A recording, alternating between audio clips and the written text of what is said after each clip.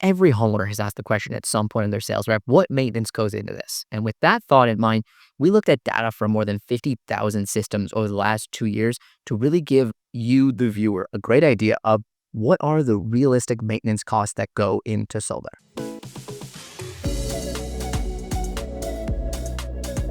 Now, as many solar homeowners will know, there are a lot of pieces of equipment that go into their solar system. It's not just panels and inverters like we're going to focus on for this video.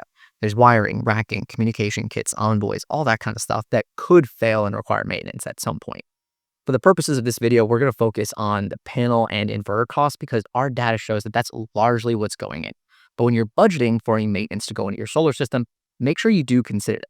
For example, a couple of years ago, the cell network shut down the 3G network, and that caused a lot of homeowners to have to pay out of pocket for a new cellular connection device on a new 4G network, something that's not shut down. So it's important to keep in mind for your system. We've previously published information and studies about the failure rates for panels and inverters. I will link those videos up above and down in the video description so you can read that entire study and see.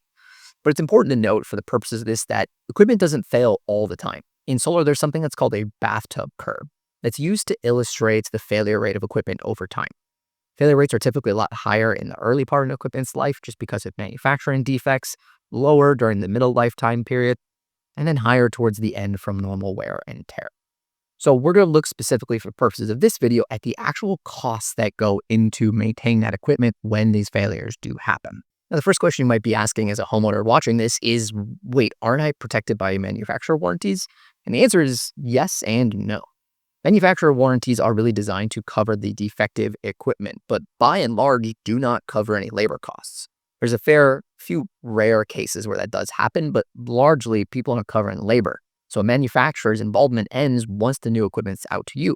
Homeowners then often get surprised and sometimes frustrated with the repair costs because now they have to go to an installer or an electrician to actually come out and make that swap out.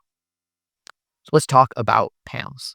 When it comes to panels, our work with hundreds of installers and looking over 50,000 more systems shows that the average panel replacement cost was about $650. On average, panels tended to fail about a year and a half after they were installed in all these cases that we saw where there were failures.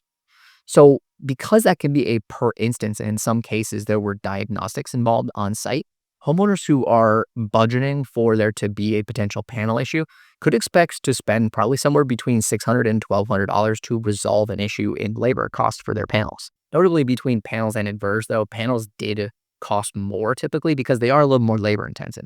Obviously, you have to get up on top of a roof, you have to do some diagnostics on panels, pull off one or multiple in order to get there. Just requires more labor overall compared to inverters. Speaking of inverters, inverters do have a little bit higher failure rate than panels because they are doing a lot of the heavy lifting when it comes to solar array with converting that DC energy into AC and interfacing with grids and homes. When it came to inverters though, the labor swap out cost we found to be a little bit lower. On average, it was about $480, whether that was string inverters or microinverters between the two.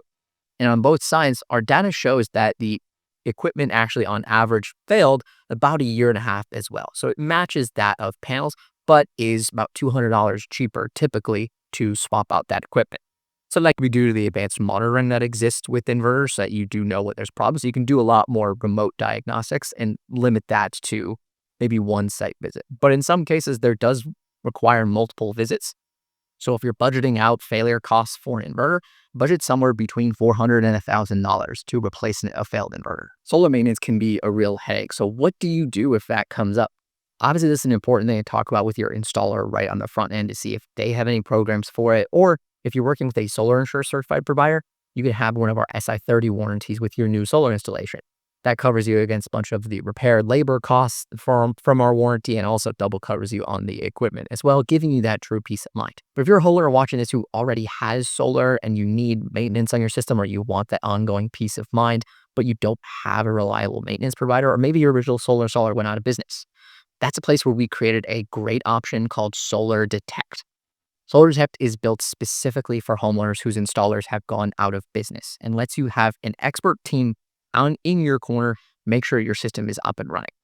With Solar Detect, we do a one-time health check to ensure your system is operating properly or give you an action plan for repairs if anything is needed from pre-existing conditions. From there, you get a monthly extended service agreement with performance reports, diagnostics, and we coordinate dispatch. So if something happens, we can have a service team come out, repair what's needed, and cover the repair costs to do that. If you're a homeowner who's looking at this and needs that reliable maintenance, check out the video description. I'll put in links to Solar Detect, or if you're still thinking about solar, I'll put in links to our SI30 products as well, so you can find a Solar Insure Certified Provider to meet your needs. Thanks for watching. Hope you learned something from this video. Make sure you like the video and subscribe to the channel. We'll catch you in the next one.